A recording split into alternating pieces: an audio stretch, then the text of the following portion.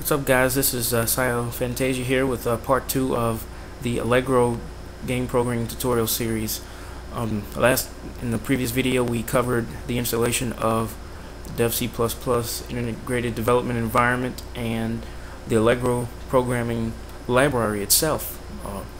In this video we're going to create a mock-up program, or more of an skeleton program type of Allegro, in order to show you the basic foundations of what all it takes to run a Allegro program, as well as linking it and compiling it with your Dev C++ compiler and linker.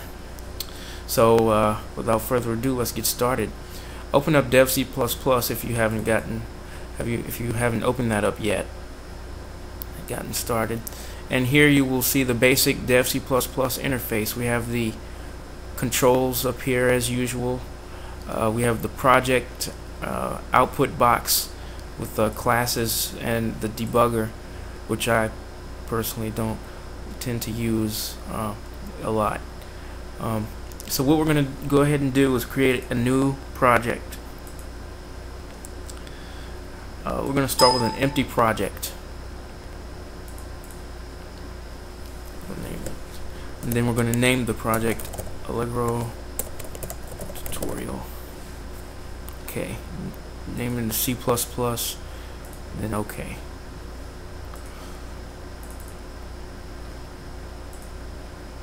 Okay, so once you save the project, you will see the name of the project appear in the project manager. The project manager is good because once you've added files to your project, you can see them up here and you can edit them real time. So now what you want to do is add a brand new source file to the current project. Okay, so now we have a blank palette here to start programming on. Now when you program an Allegro game or a program or anything with Allegro, you want to be sure to add the Allegro library to your linker. You want to link it in with the system. In order to accomplish this, you have to go to Project Options,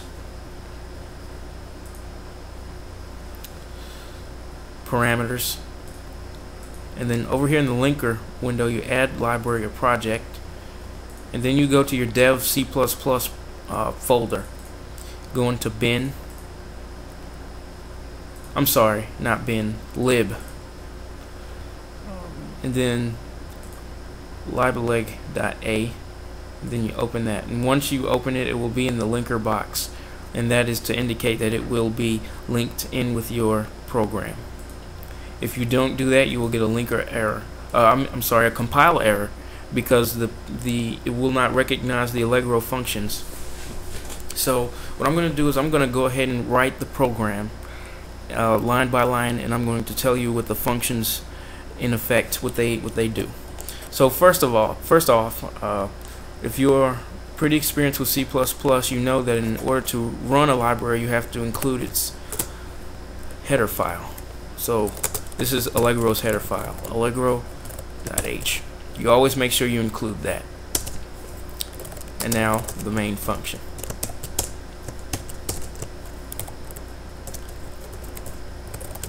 Now, first, Allegro specific function, end of main. End of main is a function, rather it's not a function, it's a macro to a function, which must be called after every main function. It must be called directly after main. If it isn't called there, it will give a deprecating error, saying that one or more of the commands have been deprecated, or it won't compile at all. Linker error. You need end of main because it will maintain the cross-platform compatibility with the rest of the systems. So that's a little something that the programmers put in Allegro to maintain that cross-platform. And another thing before I go on is that if ever you need the reference to the Allegro library, you go to your Dev C++ folder and go to Docs, Allegro, and you go to this folder here, and it's a compiled help file that will tell you it has pretty much all the functions here. I use it quite frequently. It gives you the it's pretty much your documentation for the Allegro. It tells you the functions, parameters, so that's what that does. Okay, so now we've got end of main here. Now inside the main function, before you call any Allegro functions, you must initialize the library. So we initialize the library by calling this function Allegro init, and this opens all other Allegro functions ready to be used. Okay. Next, the next function that you must do to successfully initialize Allegro, if it is to your choosing, is to install input, the keyboard handler. So in order to install that, you call install keyboard. Okay, so once you call install keyboard, that opens up the keyboard for input. Next, we need graphics. So what you want to do before actually calling the graphics mode on is you want to set the color depth. Usually it's better to set the color depth to the color depth of your actual system. So if your computer's operating system, say if it's Windows, if the color depth is set to, let's say, 32-bit, then you'd want to call your Allegro game to be in the 32-bit. That's just to keep from the system the game from running slowly, so that the Windows doesn't have to emulate that color depth. It'll just use the real thing. But the bad side to this is that it uses a lot of resources. The color depth modes are 8, 15, 16, and 32. Now 8-bit color depth, it requires you to load a palette. In 32-bit mode you don't have to do this, so that it's also for simplicity. Next, after we've set the color depth, we can go ahead and call on a graphics mode.